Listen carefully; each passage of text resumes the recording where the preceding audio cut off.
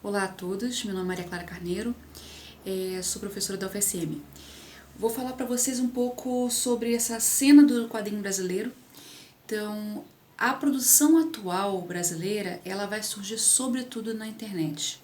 A gente tem uma geração mais recente que está publicando bastante, sobretudo no Instagram e no Twitter, já produz imediatamente para aquele formato. E isso tem muito a ver também com a nossa produção editorial em geral, a cena editorial brasileira também fragmentária, que nunca permitiu uma sustentabilidade do autor em geral a produzir histórias mais longas. Então a autopublicação, e agora uma autopublicação muito mais imediata, diretamente na internet, ela vai ser algo constante para essas gerações.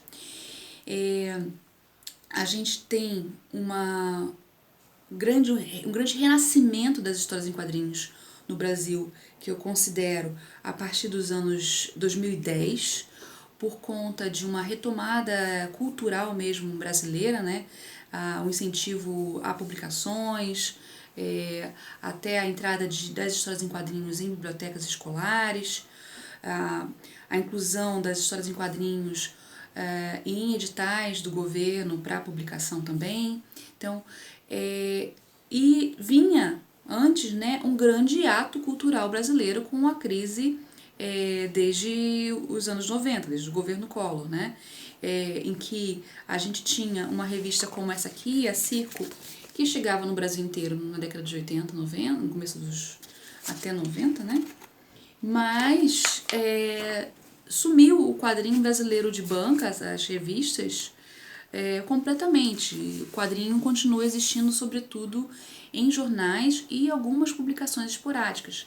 A gente tem a editora Devir, que é uma editora mais longeva, que publica quadrinhos no Brasil, que publicava livros de RPG e aí conseguia financiar mesmo a publicação de obras que hoje viraram clássicos, como o Diomedes, do Lourenço Mutarelli, que agora recentemente ganhou uma edição em volume único pela Companhia das Letras, né?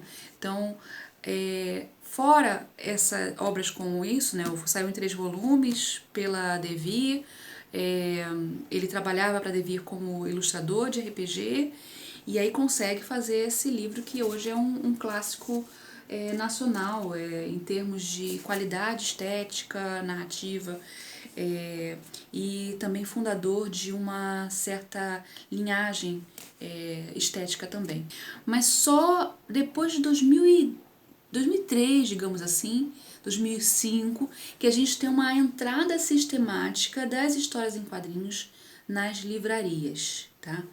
E isso permitiu que editoras, quando as editoras entram para ajudar a fazer o livro de quadrinhos, a gente começa a ver uma maior profissionalização da cena editorial de história em quadrinhos. Existem editoras como a Zarabatana e a Balão, que são específicas de quadrinhos e editam autores importantes, e que vão surgir em 2010 especificamente, e também as grandes editoras que vão se apropriar e incluir quadrinhos em seu catálogo. Essa inclusão é sobretudo dos clássicos estrangeiros ou de livros premiados nos Estados Unidos, sobretudo, né, o prêmio Eisner, que é o maior prêmio americano, e alguns movimentos de republicação de tiras, por exemplo, de autores nacionais, como a Laerte está saindo agora, toda a Laerte, por uma pequena editora, mas Angeli completo saiu pela Companhia das Letras, né, em vários volumes. Então tem essa ideia de patrimônio que vai estabelecer também uma relação histórica com as histórias em quadrinhos mesmo. Então, alguma dimensão dessa produção atual. Ainda, sobretudo, vai ser o zine. Isso aqui, por exemplo, é um zine do Gabriel Góes, que vai ser um dos fundadores da Samba, que vai publicar na internet também quadrinhos um pouco mais autorais, como esse aqui do Pedro Ivo, que é um quadrinho abstrato, ou poético, artístico, o André Valente, que também vai fazer parte, publicar dentro das revistas e também no site, e vai fazer esse tipo de autopublicação.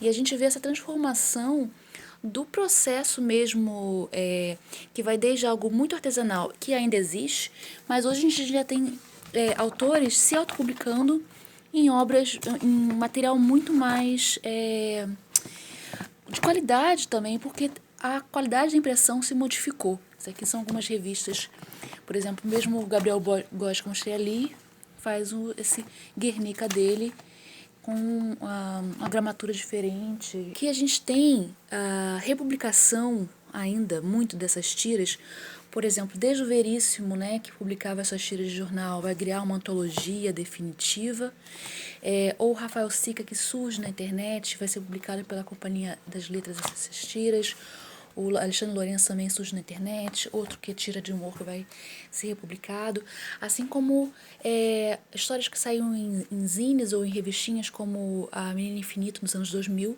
ganha esse livro. Esse livro, por exemplo, ele é um dos primeiros nessa leva de introdução do quadrinho em livraria, pela Desiderata, que é uma editora que já não existe mais.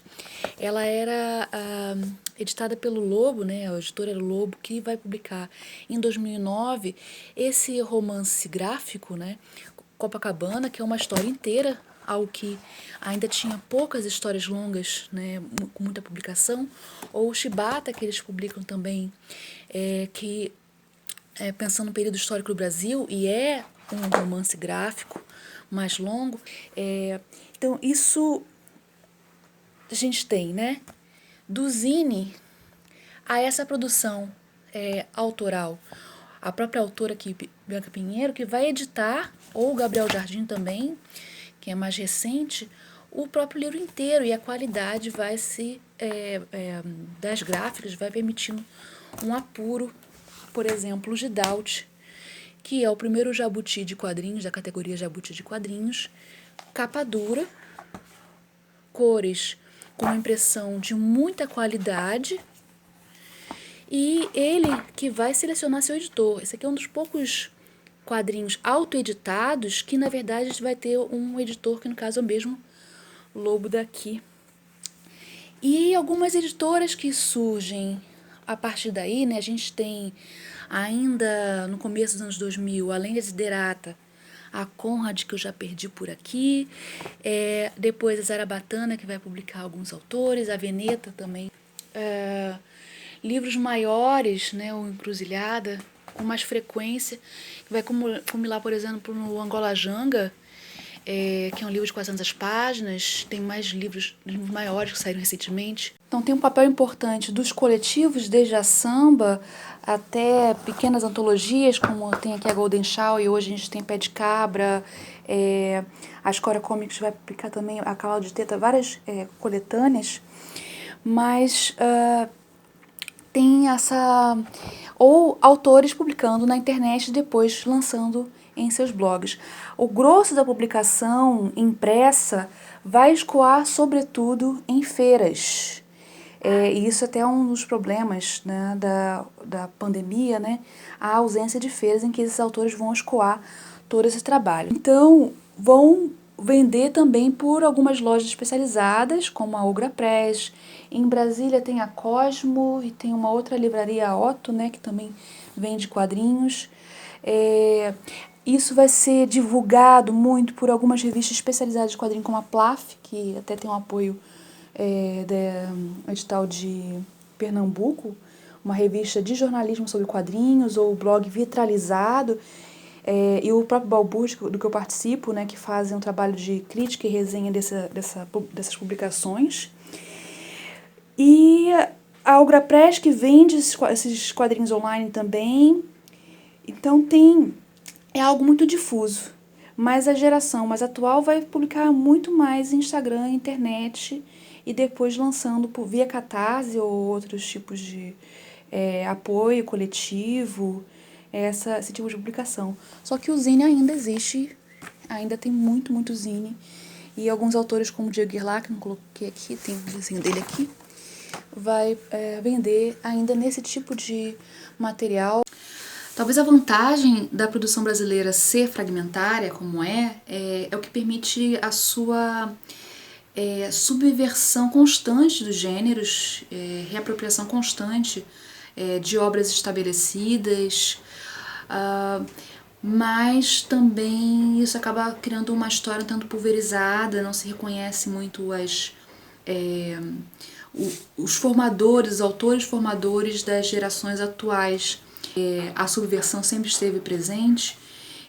Hoje em dia a gente tem essa subversão a partir da explosão da diversidade de atores, de pessoas que realizam. Ainda há muito trabalho, por exemplo, na pesquisa de quadrinhos para reconhecer o que significa o clássico, o que significa as estéticas.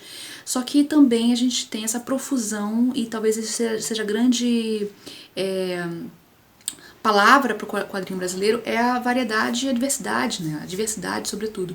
E hoje em dia, muito mais, a gente tem uma produção maior de mulheres, maior de negros também, cada vez mais, grupos e eventos específicos para quadrinhos da periferia, por exemplo. Então, tem essa efervescência e variedade.